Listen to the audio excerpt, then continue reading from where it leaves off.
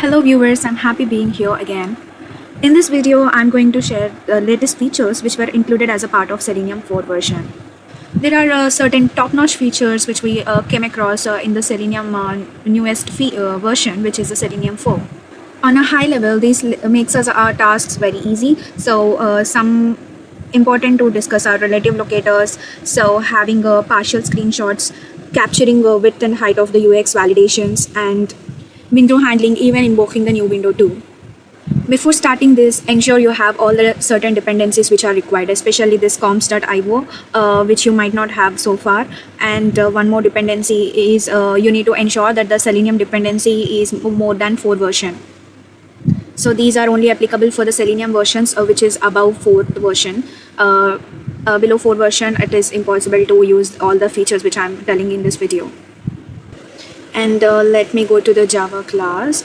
So this is the class I have written in the same attest method. I have written everything. So everything will be covered in this single class itself. I could able to explain all the new features of Selenium 4 in this class itself. Let me run it first and show you the result, and then we'll discuss about the code. So let me run it first and I'll show you the result first. I'm running in the test.ng. So we'll see the result in console and the test.ng output.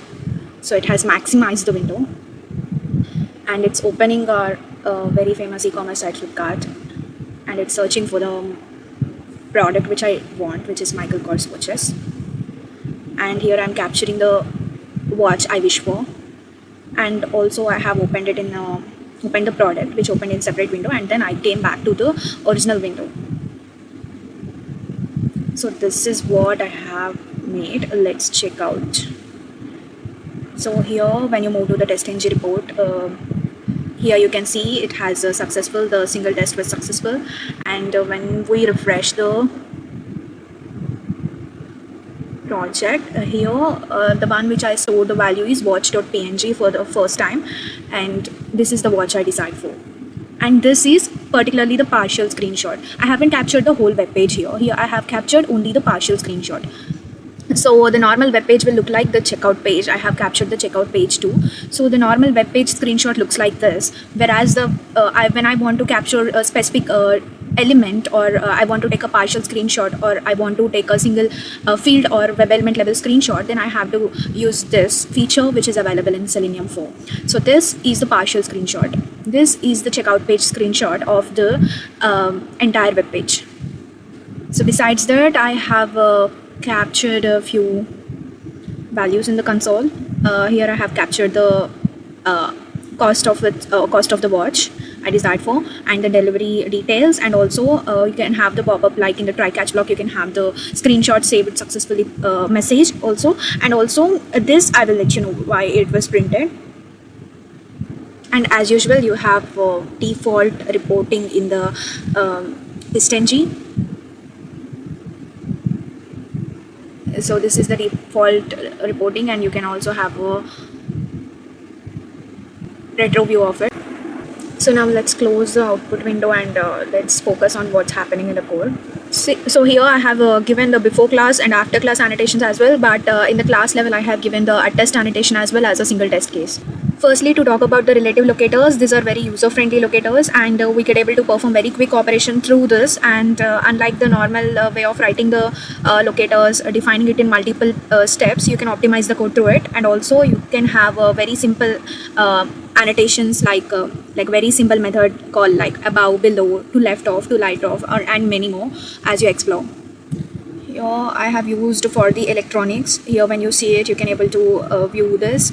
So for the electronics, I have given an XPath, and then for the relative element, here I have used a relative locator. I have imported the relative locator here, which is, I will show you which locator. This is the relative locator you need to import, Selenium support locators dot relative locators, not any other locator. So this I have called here, and dot this with this available method here, method call. So you can have this, and by class dot tag name is also a method call. For now, this relative locators are only updating with the tag names. It is mostly with the tag name. Maybe they will enhance it further for more locator strategies or locator methodologies. So for now, it is limited only for the tag name. And I have chosen a tag name span here because almost all my fields which I am focusing currently starts with the tag name span. So this is especially useful when there are multiple tag names with the same name. These cheat codes and all comes very handy, right? You can just mention the tag name and you can give the to write off particular web element. So here I have used it to write off, but you can have many other too. Let me show you what others are there. So when I give dot here, you can see above, below, equals, find element is all known. So to left off, to right off, and you can have direct locator here or a web element here. With the by class you can have, or you can have direct web element over here, and these are all known already. So mostly these are the things it will provide. It's easy, right? It makes our task much better way. Like you no need to have multiple lines of code. You can just have complete it in a single line, which is very good feature, I could say. Here I have used above also.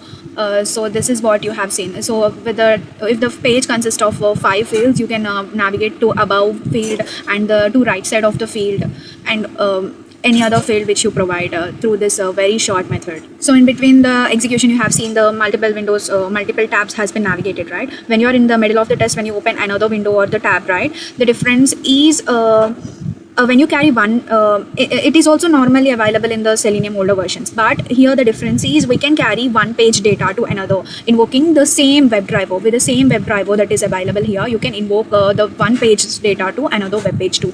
Before we used to paste or take or use the data within a single web page. Now you can make use of that web page data to the other web page too by navigating the windows or the tabs. So this feature also introduced it as a part of Selenium 4. So here you can see I have applied the navigation methodology. So here, and also it helps us to open the new window with the new window command, new window method here. So window type and a tab, just that the new window will be opened. So here I have provided some XPath. After clicking that, I have called the get window handles method. So get window handles, you can have you can pass it through the iterator, and you can call the parent window and child window ID and switch in between them. Whenever you want, whatever you want, you can switch in between them. So here I'm firstly calling child window. So this is you can carry the data from the child window to the parent window. This feature especially is from the Selenium 4. Here what internally happens is driver find an event which can cause to open other tab, but the current point of focus would be on the same tab, right? Deliberately you need to provide the details explicitly to switch the to switch or handling in between multiple windows from different invoking multiple windows. So for that, even the focus is in a parent window, for that we are moving the focus to the child window, and we are continuing with the execution. Handling multiple windows is very different from invoking multiple windows. In the previous versions, we just invoked the multiple windows, but here we are handling it, and we are taking data out from one web page to another web page. So this is very cool feature too. The third one, and my most favorite one, is the partial screenshot. Till version 3, we have access to take a screenshot of the web page level, but the 4th version there introduced a concept called field level screenshot, or you can say a specific web element level screenshot, partial screenshot. So this is very much beneficial when you wanted to avoid some sort of assertions. Definitely we will use assertions, but we want to have a visually you want to test it too, like sort of exploratory testing, you could say. At that time also this probably comes handy. So a field level screenshot is very good feature. To tell that, I have written here the here I have written the web page level screenshot too. We are directly calling the take screenshot class, and then sorry, take screenshot is an interface. So you are directly making cast it with a driver, and get screenshot as method. So you are having the normal screenshot over here. But when you are trying to have a screenshot for the field level, you need to provide the field at first. So I have given some field here, which is an element. So I have to invoke a screenshot for this particular web element. So here I'm after the file has been called. After the file has been instantiated, here I'm calling this web element, passing this to an method, and giving output type dot file, and then file utils is a class again, and copy file. We are having a new file here with the name watches.png. So here we have created a file there the data will be saved. That means the partial screenshot will be saved. This is the partial screenshot code. This is a very little difference is there between the web level screenshot and the partial level screenshot. Partial level screenshot, which is pass an element, and for that we are calling a get screenshot as method. You don't need to call the take screenshot as interface and all. And the last last feature I want to discuss is capturing width and height of the UX validations. So till now, Selenium doesn't provide any like UI UX level validation in the code itself. Like we do exploratory listing definitely, but in the code level itself, it's providing UI UX level validation by measuring the fields width and height. Suppose some field is there, say name or something. For suppose this search box itself is there, you can provide the height and width. So the UX engineers or they will give some sort of dimensions for this field. So we are testing that too in the UI UX validations. So that is possible for from the Selenium 4 version. So with the help of get rectangle method, get dimension, get height, get width, this is possible. I will attach the syntaxes for those also in the video, under the video. So that's all. I almost covered all the features, new features and very cool features that are available in the Selenium 4. Thanks for watching. Have a great day.